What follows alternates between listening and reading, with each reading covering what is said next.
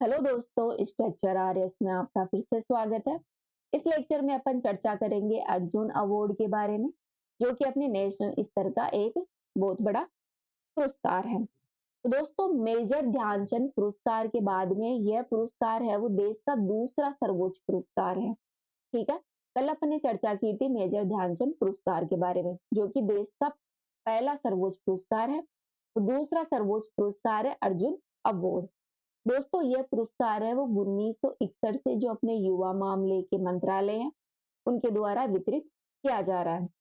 इसकी पात्रता की बात करें तो पिछले 4 वर्षों से अंतर्राष्ट्रीय स्तर पर जो भी खेल हो रहे हैं उनमें उत्कृष्ट प्रदर्शन करने वाले खिलाड़ी को या फिर खेल भावना और खेलों में अनुशासन को गुणवत्ता को बेहतर बनाए रखने वाले खिलाड़ी इसके पात्र होते हैं। साथ ही वाडा नाडा या फिर इनके द्वारा प्राधिकृत कोई एजेंसी है उसके द्वारा ड्रग्स और अन्य जो सब्सटेंस है उनके उपयोग पर किसी खिलाड़ी पर प्रतिबंध नहीं होना चाहिए या इन संस्थाओं के द्वारा कोई खिलाड़ी दंडित नहीं होना चाहिए। साथ ही ये पुरस्कार है वो ओलंपिक के जो गेम होते हैं, Asian game, Commonwealth, world cup, cricket world cup, world championship आदि जो विश्व स्तर के जो प्रतियोगिताएं होती हैं, साथ ही स्वदेशी खेल और शारीरिक रूप से जो विकलांग व्यक्ति होते हैं जो कि खेल में अच्छा प्रदर्शन करते हैं, वो जो खिलाड़ी होते हैं वो इस जो अर्जुन पुरस्कार है इसको प्राप्त करने के पात्र होते हैं। ठीक है। दोस्तों, इसमें 80% वेटेज है वो ओलंपिक खेल जो कि ग्रीष्मकालीन, शीतकालीन, पैरा ओलंपिक गेम होते हैं उनको दिया जाता है। साथ ही कॉमनवेल्थ और एशियन गेम्स भी इसमें शामिल होते हैं। वही 20% वेटेज है इसका निर्धारण चयन समिति के पास होता है। इसके नामांकन की बात करें तो जनवरी फरवरी में ये जो अपना युवा मामले खेल मंत्रालय है उसके द्वारा मान्यता प्राप्त जो राष्ट्रीय खेल संघ है उनके द्वारा जनवरी फरवरी तक नामांकन किया जाता है और 30 अप्रैल तक यह नामांकन डिसाइड कर दिया जाता है। ठीक है। क्रिकेट क्षेत्र में यह नामांकन है वो बीसीसीआई द्वारा 30 अप्रैल तक भेज दिया जाता है। ठीक है। दोस्तों, इसमें इनाम राशि की बात करें तो यहाँ पर 15 लाख रुपए दिए जाते हैं नगद रूप से। साथ ही अर्जुन की कांस्य प्रतिमा, एक प्रमाण पत्र और शारीरिक औपचारिक जो पारस्परिक जो औपचारिक पोशाक है वो भी खिलाड़ी को इसके तहत प्रोवाइड करवाई जाती है। इसकी चयन समिति की बात करें तो ये भी 12 सदस्यीय चयन समिति होती है जैसे कि मेजर ध्यानचंद अवार्ड में होती है। इसका अध्यक्ष होता है वो युवा मामले और खेल मंत्रालय द्वारा नामित व्यक्ति होता है। इसमें 4 सदस्य होते हैं जो कि प्रतिष्ठित खिलाड़ी होते हैं, 3 विशेष पत्रकार होते हैं, एक प्रख्यात खिलाड़ी होता है, एक सदस्य सचिव होता है अपना खेल विभाग का मुख्य सचिव, साथ ही 2 पदेन सदस्य होते हैं, एक तो अपना स्पोर्ट्स अथॉरिटी ऑफ इंडिया का कार्यकारी निदेशक, एक होता है टारगेट ओलंपिक जो टॉप योजना है उसके सचिवालय का सीईओ। ठीक है। तो अन्य कुछ बात करें तो अर्जुन अवार्ड है वो सामान्य रूप से एक साल में एक ही व्यक्ति को दिया जा सकता है। साथ ही शारीरिक रूप से जो विकलांग व्यक्ति होता है उसको भी ये एक ही अवार्ड दिया जाता है। दोस्तों, एक कैलेंडर वर्ष में अधिकतम 15 अवार्ड है, उससे ज्यादा अवार्ड है वो नहीं दिए जा सकते। अर्थात एक कैलेंडर वर्ष में 15 अवार्ड है वो अर्जुन अवार्ड दिए जा सकते हैं। विशेष परिस्थितियों में इससे ज्यादा भी दिए जा सकते हैं। राजस्थान के कुछ अर्जुन अवार्ड कर्ताओं की बात करें तो डॉक्टर करणी सिंह जो कि निशानेबाज है उनको अर्जुन अवार्ड मिल चुका है।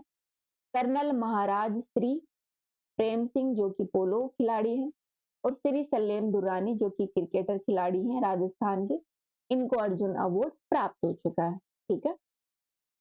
नेक्स्ट अवार्ड देखते हैं। नेक्स्ट है खेलों में लाइफ टाइम अचीवमेंट हेतु ध्यानचंद अवार्ड के बारे में।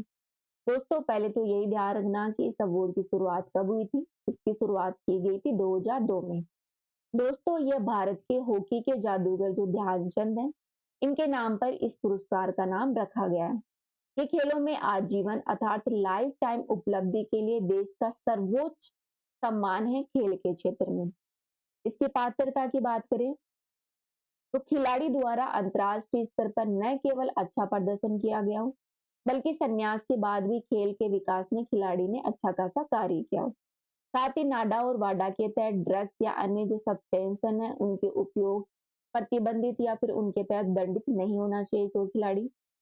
जिन्हें राजीव गांधी रत्न अवार्ड, अर्जुन अवार्ड या द्रोणाचार्य अवार्ड गाइस मिल चुका है, ये ध्यान रखना उनको यह पुरस्कार प्राप्त नहीं होता है। कौन सा अवार्ड?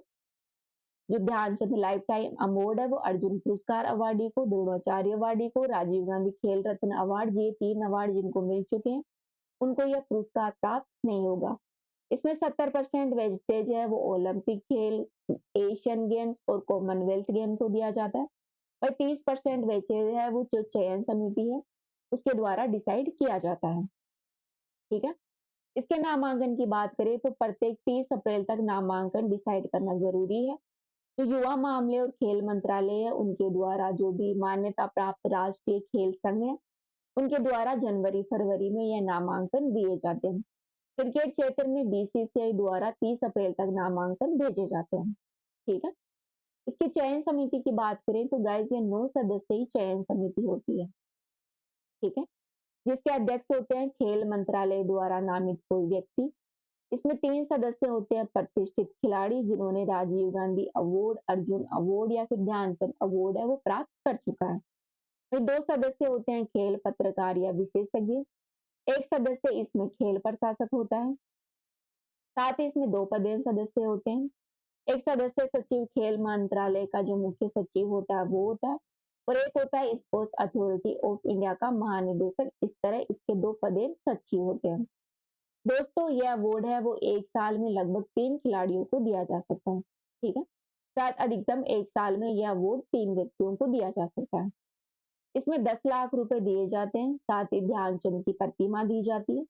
एक प्रमाण पत्र और एक पारस्परिक पोशाक है इसके तहत प्रोवाइड करवाए जाते हैं।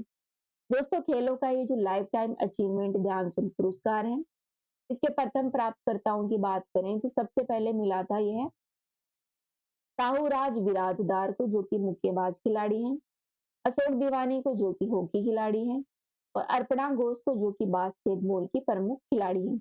इनको यह अवार्ड है वो मिला था। ठीक है। तो इस तरह अपन ने चर्चा की खेलों में लाइफ टाइम अचीवमेंट हेतु ध्यानचंद पुरस्कार के बारे में। अब 2-3 पुरस्कार और बच गए वो नेक्स्ट वीडियो में देखेंगे। अभी के लिए इतना ही। Thank you.